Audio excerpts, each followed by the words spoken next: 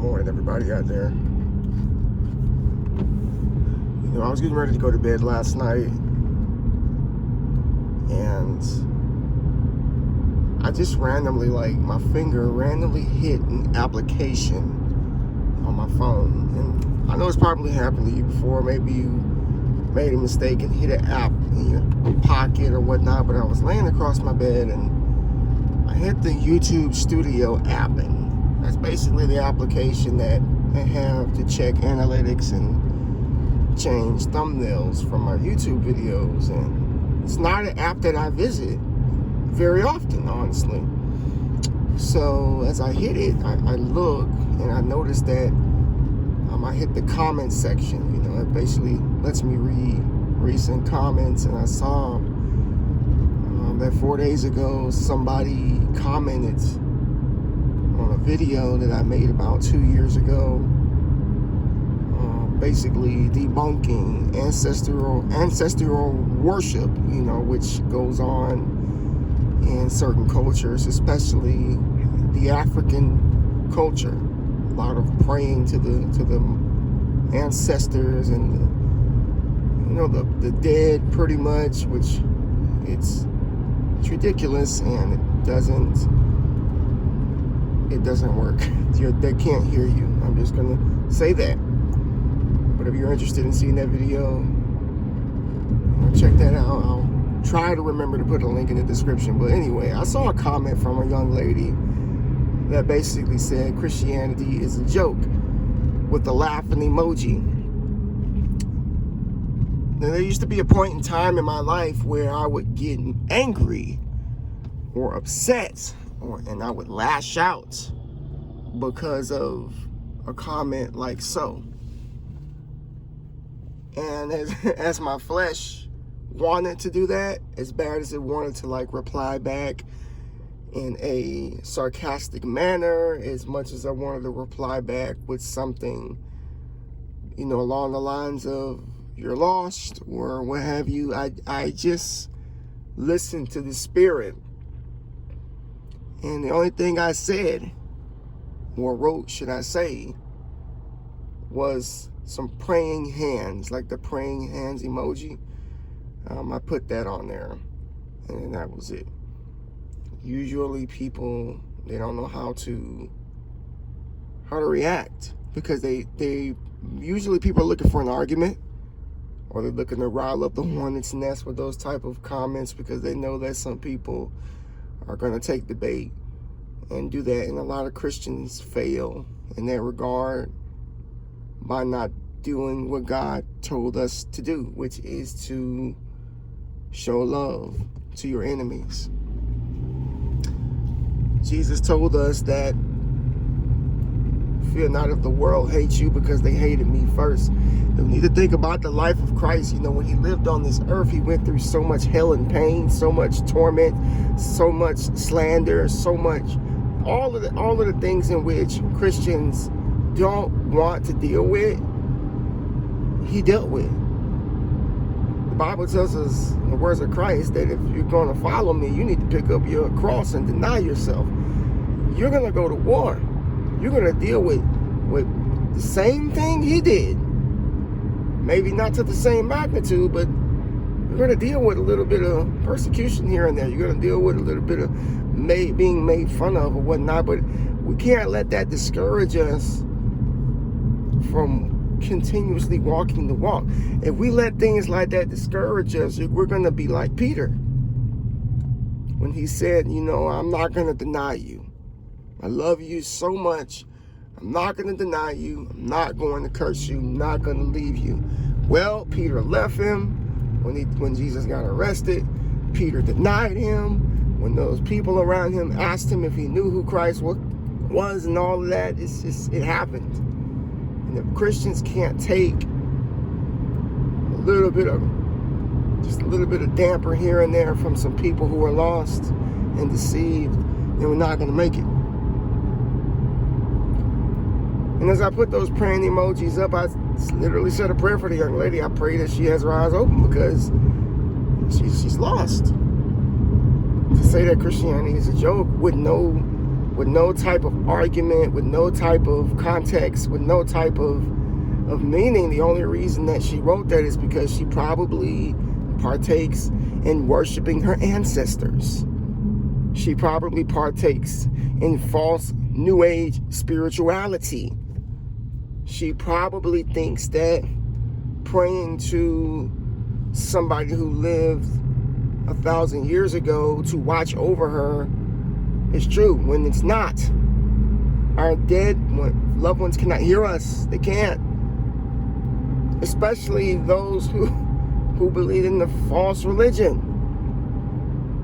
I'm sorry if you have ancestors who prayed to trees and the moon and did dances around the fire to their ancestors. They're not in heaven. They don't know Christ. You can sit. Maybe you're somebody watching this right now, but you can sit and say that Christianity is a joke. But just because you say that does not make it true. Just because you say that to make yourself feel better does not make it true. Just because you deny it does not mean it goes away.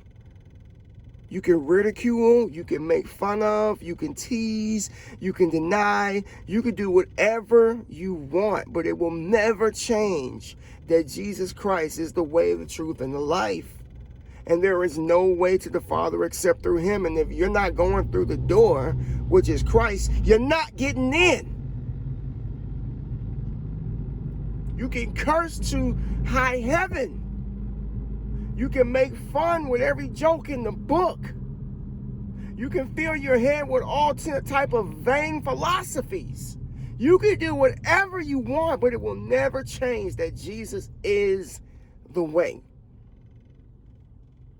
Every knee will bow, every tongue will confess that Jesus Christ is Lord. You could do whatever you want to try to nullify that feeling, and that you could try to do whatever you want to nullify that fact, but it will never change. Never. I'm here to tell people that. I don't care what you say about me, what you think about me.